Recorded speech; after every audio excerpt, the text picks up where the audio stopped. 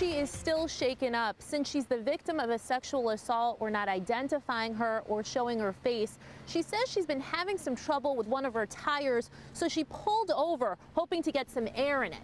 That's when she says those two suspects approached. I thought, Lord, this is not how I want to die. The victim, a 34-year-old mother and nurse, was coming from work, headed south on US 1 when she pulled over by Farrell Road.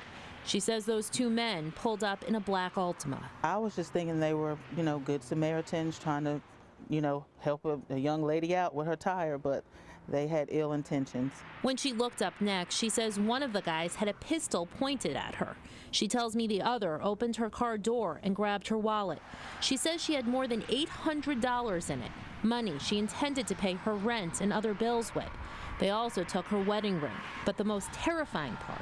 He mushed me up against the glass and put his hands down my pants and said he knows my name, where I live. If the cops come looking for him or them, he knows where I live and he'll kill me. Once they'd taken off, the victim says she tried to wave down other passing cars. No one stopped. Everybody kept going by. They didn't see the despair on my face. No one tried to help. They just kept on going. She realized she still had her phone and called 911 and her husband. I just hope they don't do it to anyone else. Fortunately, she says her landlord is willing to work with her. She's still hoping to get her wedding ring back. In Sanford, Amy Cutler, CBS 17 News. Yeah, Marius, Angela, at this point, there has been no arrest in this case. That is why the victim asked that we not identify her or show her face. She is shaken up, but grateful tonight.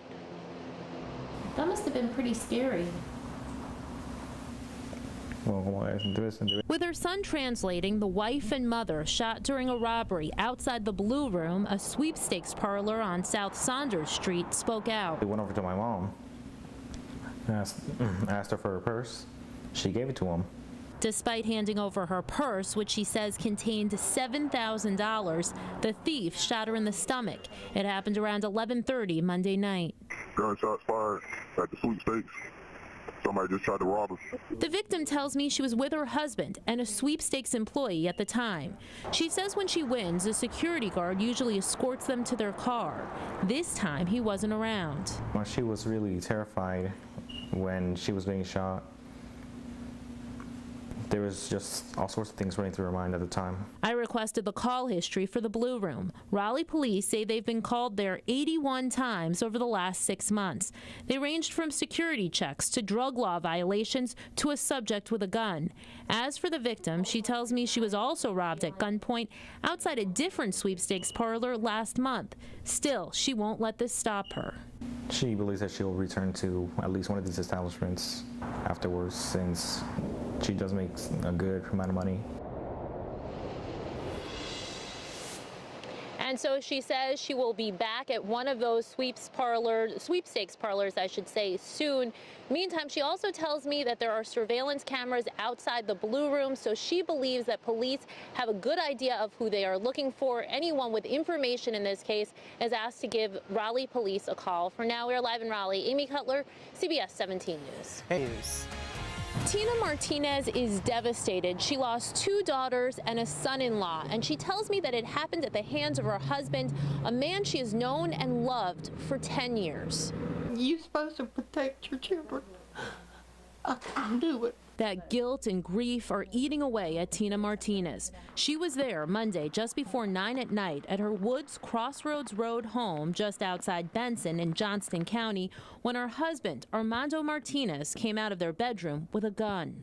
She just started shooting. I froze.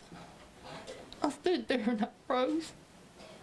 I don't know why I couldn't save my kids. Tina says Armando shot her daughter, Pamela Ramon, and Pamela's boyfriend, Ladis Lopez.